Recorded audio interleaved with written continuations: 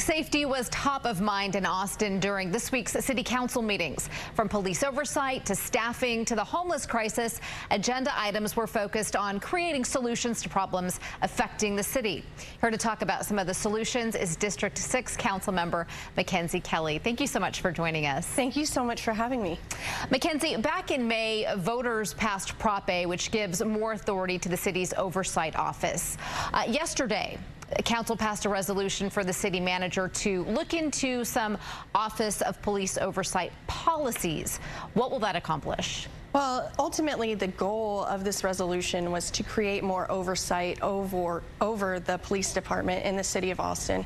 Personally, I have strong concerns, and the reason I voted no against this item is because it's my firm belief that Chapter 143 of the Texas Local Government Code is preemptive towards these sorts of measures in the absence of a police contract. And as many of your viewers know, our police department doesn't currently have a contract for their officers, and therefore I don't believe that we're able to do these things under state law. So really, we're just going to have to see how all this plays out. Yesterday, the council was given information from the actual Attorney General's office of the state of Texas with an opinion that we need to explore further before we continue to make these types of changes at the city. And I believe that no matter what we do moving forward or not, to have more oversight, we're still potentially putting the city at risk of losing additional officers at the department, and that is not something I want to have happen. So let's talk about staffing, because it is one of the greatest challenges facing the Austin Police Department right now.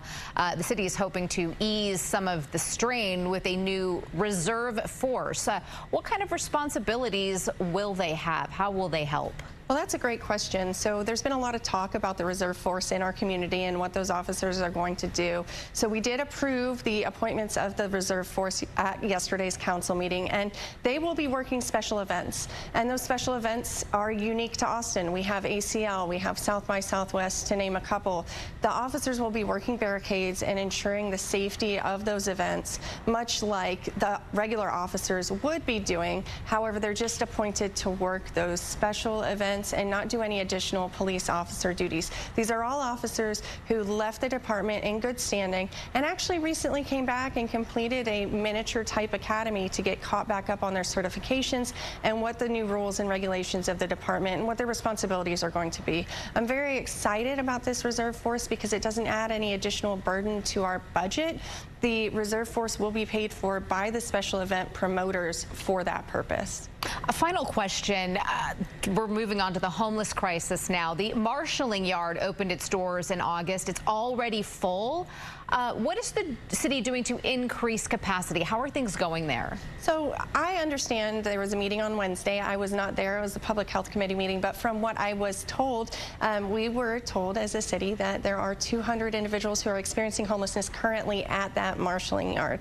Now, we have a capacity of up to 300 people available to be there. So the city is currently working with the contractor endeavors in order to increase and expand that capacity. We do know, at least I do from having a public meeting, that the police department, along with Austin Resource Recovery and Austin Public Health, currently have a brand new task force, and they are going out into the community and finding those high-risk areas where people are experiencing homelessness to try and get them up off the streets and into that marshalling yard. And I'm excited to tell the community today that I will be visiting the marshalling yard in the next couple of weeks to go see how those operations are going and to bring back any ideas to the council that might increase that capacity or just make it a better overall experience.